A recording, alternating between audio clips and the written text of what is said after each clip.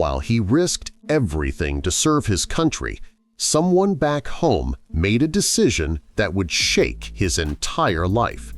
Imagine returning from months of sacrifice only to find that your home, the place you built with sweat, hope, and love, was gone. Taken not by chance, but by the very people meant to protect the neighborhood. What happens when loyalty and injustice collide? And what unfolds when a soldier discovers the fight he faces is not on foreign soil, but right at his doorstep? David Mitchell was a man who found pride in his service. A dedicated soldier with over a decade of experience, David had spent most of his adult life in uniform, protecting the very freedoms that many took for granted. His life was a simple one, quiet, focused, and deeply committed to his country. When he wasn't deployed overseas, he loved nothing more than returning to his ranch in Texas. It was his sanctuary, a place where he could escape the chaos of military life and be with the land that gave him peace. His ranch wasn't the largest, but it had everything David needed: a modest farmhouse, a few acres of lush greenery, and the sweet, constant sound of horses grazing in the fields. His hands, calloused from years of labor, had built every corner of the property.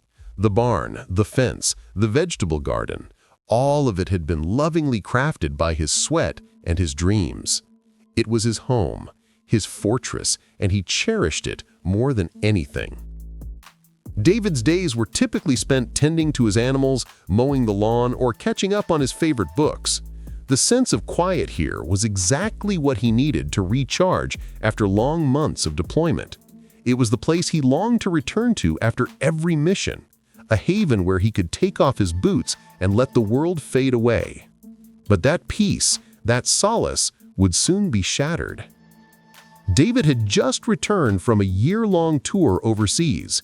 He had been stationed in a dangerous part of the world, facing risks every day, all for the protection of a country that at times felt distant and disconnected from the sacrifices he made. As he pulled into his driveway of his ranch, the sight of his home gave him a sense of relief. He was finally back, and his mind started to wander to what he'd do first, perhaps catch up on some sleep or enjoy a simple meal without the threat of attack looming over him. But something felt wrong. The usual peace and tranquility of the place felt different. The wind didn't seem to whistle through the trees the same way, and there was an unfamiliar car parked in his driveway.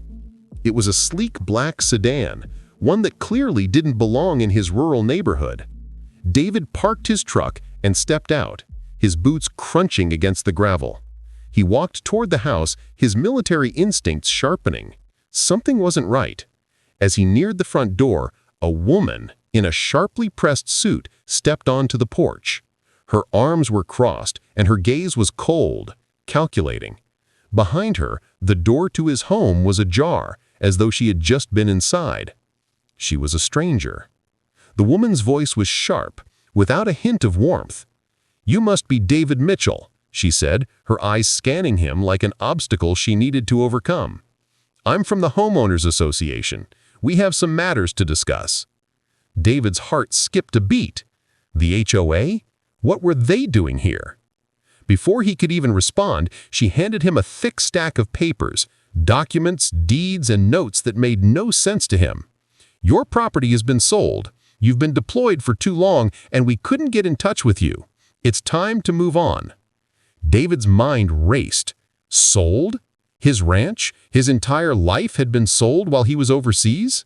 He had no idea who had made that decision or how they could have done it without his consent.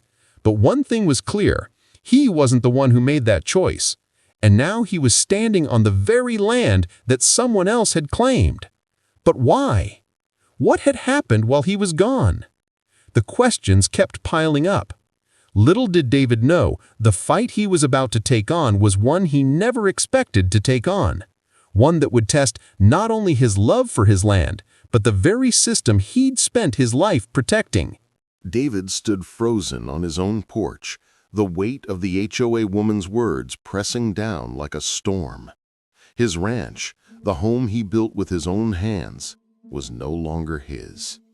He felt as if the ground beneath him had shifted, as though he had stepped into a nightmare he couldn't wake from. He skimmed the papers she handed him, but the legal jargon blurred together. Phrases like forfeiture, auction, violation of community bylaws leapt from the page. The HOA claimed he had failed to maintain his property during deployment, citing overgrown grass, minor fence repairs, and unpaid dues he had never even received. For this, they had declared him negligent, auctioned off his ranch, and pocketed the profit. It was theft in plain sight, but wrapped in the cold language of bureaucracy. David's chest tightened. This wasn't just a mistake, it was deliberate. He had followed every rule he knew, paid every fee he was told, and yet somehow, while he risked his life overseas, his home was quietly stolen from him. But the injustice didn't end there. Days later, when David sought answers, he was stonewalled.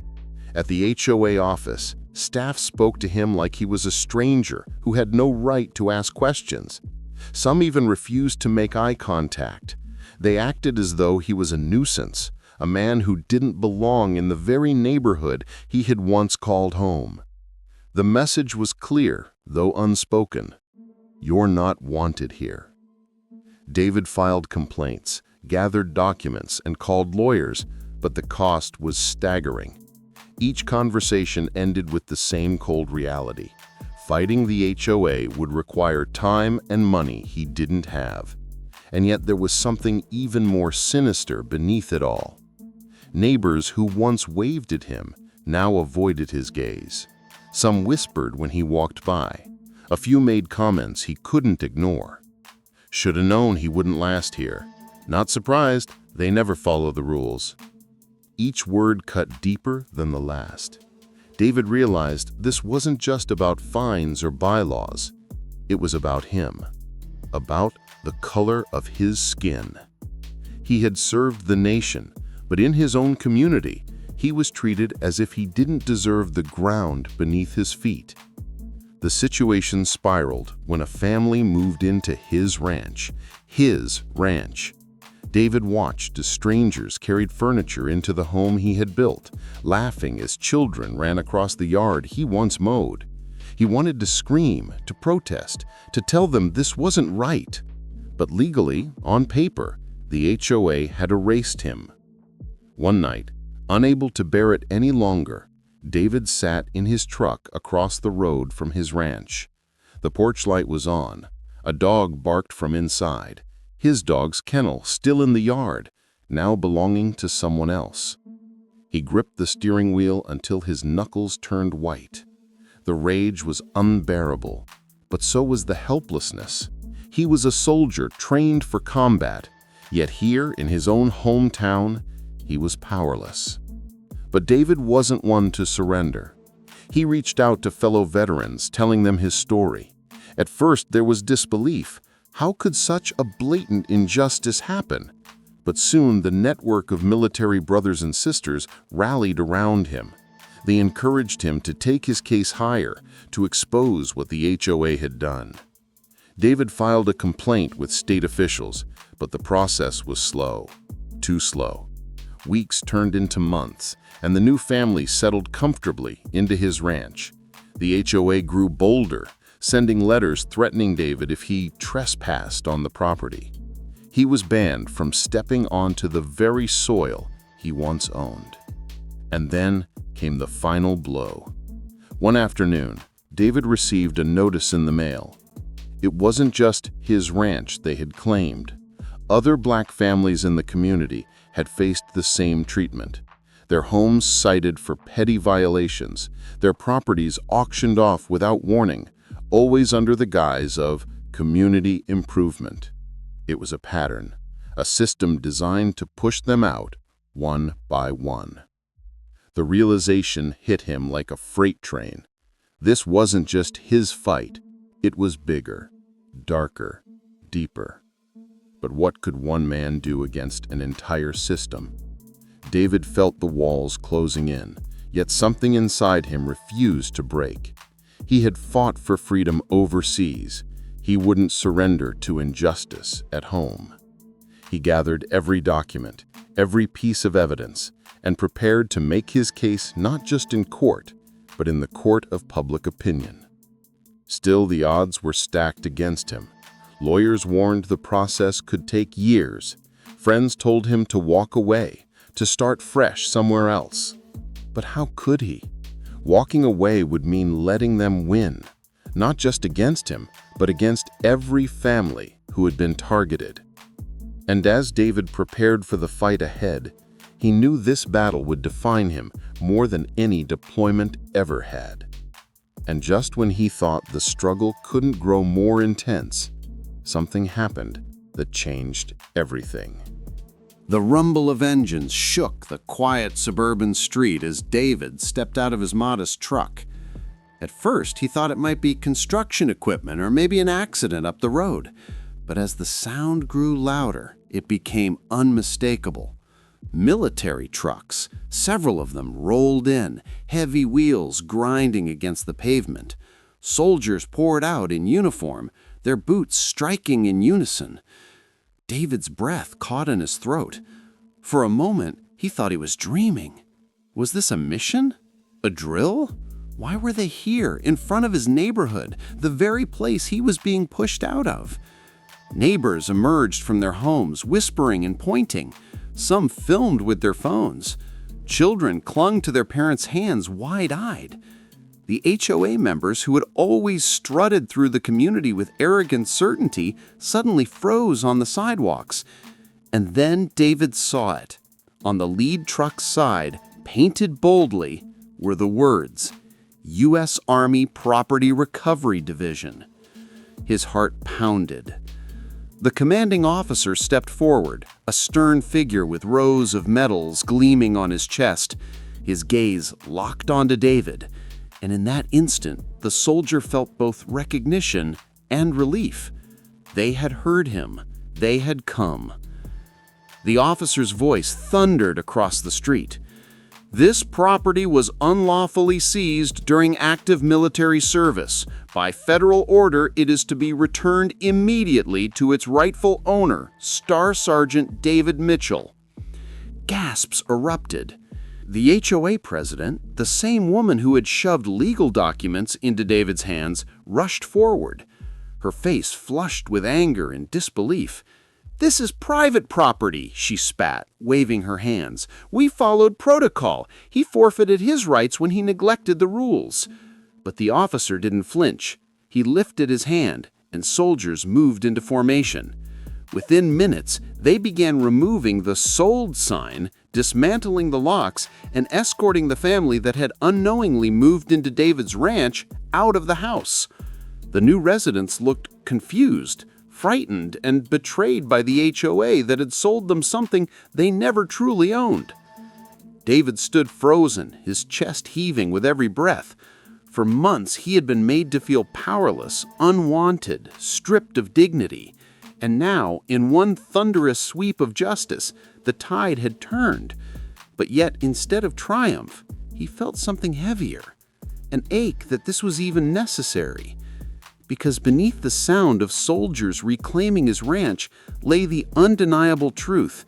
If he hadn't been in uniform, if he hadn't carried the weight of military service on his shoulders, would anyone have fought for him? The HOA president shouted, her words trembling with fury. "This isn't about race, it's about responsibility." But David knew, and everyone watching knew, that was a lie. The same HOA had ignored violations from other neighbors. The same weeds grew in other yards. The same fences sagged elsewhere. Yet those homes still belonged to their owners. His only crime was being black in a community that wanted him gone. The officer turned to David and saluted. "You served your country. Your country stands with you." Tears welled in David's eyes, not from victory, but from exhaustion, from the sheer weight of fighting battles both abroad and at home. The neighbors who once whispered stood silent, some ashamed, others defiant. A few clapped hesitantly, as if unsure whether to celebrate justice or resent the disruption of their comfortable prejudice. And in that moment, David realized the climax of this battle wasn't about reclaiming his ranch. It was about exposing a truth that could no longer be hidden. But the cost had been high. Months of sleepless nights, humiliation, legal struggles, and the pain of watching strangers live in his home. And though his ranch was his again, the scars of the injustice remained. The officer's voice carried once more. All properties wrongfully seized under this HOA are under review. This will not happen again. A ripple of shock spread through the crowd. David wasn't the only one. Dozens of families, mostly black families, had been robbed in the same way. And now, with the Army's intervention, the web of injustice was unraveling. David closed his eyes, overwhelmed. This was bigger than him, bigger than one ranch. This was about systemic racism hiding behind contracts, bylaws, and the silent complicity of neighbors who look away. The soldiers finished their work, standing tall at attention, as the American flag, David's flag, was raised once more on the front porch of his ranch. The sight should have filled him with pride, but instead it left him trembling with anger and sorrow, because behind the flag, behind the order, was a question he couldn't escape.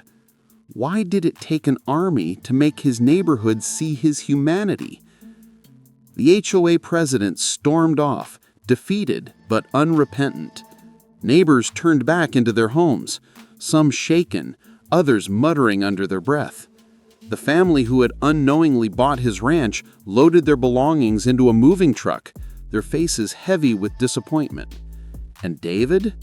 He stood in his driveway, staring at the home he had nearly lost forever. His sanctuary was back, but it felt different now. Not because of what had changed physically, but because of what had been revealed. The climax of his story wasn't victory, it was truth. The truth that racism doesn't always wear a hood or shout in the streets. Sometimes it hides in contracts, in bylaws, in the silent complicity of neighbors who look away. And though the soldiers had given him back his land, they couldn't give back the months stolen from his life. They couldn't erase the whispers, the stares, the humiliation. They couldn't fix the fact that without his uniform, without the weight of the U.S. Army behind him, his voice would have been ignored. As the sun dipped low, casting golden light over the ranch, David took a deep breath. He wasn't finished. This was not the end of his fight. It was only the turning point. The silence after the storm felt heavier than the storm itself. For Marcus, the man who had once been a proud soldier, the man who had stood firm against the chaos of war, the battlefield now looked nothing like a desert or a faraway land. It was here, on his own soil, in his own community. And this time the battle wasn't fought with weapons or strategy. It was fought with dignity, with courage, and with the truth. After days of humiliation, after countless attempts to reclaim what was his, Marcus reached a moment where he could no longer carry the burden alone. That night, sitting at a small table in the corner of a friend's apartment, his only shelter now, he decided to write. He began pouring his pain into a letter, but not just a letter. It became a testimony, a declaration of what had been done to him.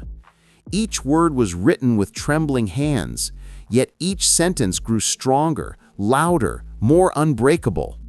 He wasn't writing for himself alone. He was writing for every voice that had been silenced before him. With courage, he sent his story out to local newspapers, to community leaders, to advocacy groups that had long fought the hidden wars of racism. And slowly, a spark lit. One paper published his account, then another. Soon cameras appeared in his life. Not the ones he had dreamed of for recognition, but the ones that demanded the truth. Marcus, the man who had once been invisible in his own neighborhood, now became a face of resistance, a living reminder that injustice thrives when silence is stronger than speech. The people who had once walked past him with cold glances now began to see him differently. Neighbors who had whispered behind curtains now stepped forward, shame on some faces, fire in others. Mothers held their children tighter, realizing that if this could happen to Marcus, a veteran, a father, a man who had done nothing wrong, then it could happen to anyone. And yet, the battle wasn't instantly won. Legal processes dragged on. The woman who had stolen his home twisted her words.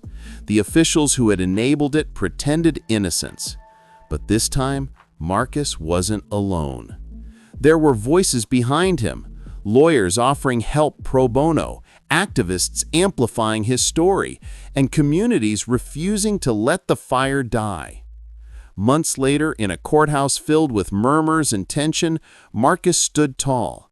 His eyes scanned the faces, the woman who had wronged him, the officials who had betrayed him, the judge who now held the power of a decision.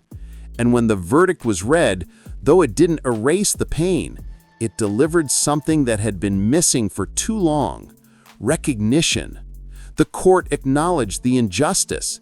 His name was cleared, and while he didn't get his home back in the way he had dreamed, what he reclaimed was larger: his dignity, his truth, his voice. The impact of Marcus's story didn't stop in that courtroom. Across the city, his struggle became a conversation in schools, in churches, in local councils. People asked hard questions. Why did this happen? How many others had been silenced? How do we stop it from happening again? His pain turned into a spark, and that spark into a fire, one that refused to go out. For Marcus, life never returned to what it was before. He carried scars, both visible and invisible. But he also carried a new strength, born not from the medals on his uniform, but from the knowledge that he had stood when it was easier to fall, that he had spoken when silence seemed safer, and that his fight had given others the courage to fight too. And so the story of one man became the story of many. The injustice that tried to break him instead built a movement. But as we close this chapter, the question remains: how many more stories are left untold? How many more homes will be stolen, voices silenced, lives broken simply because of the color of someone's skin?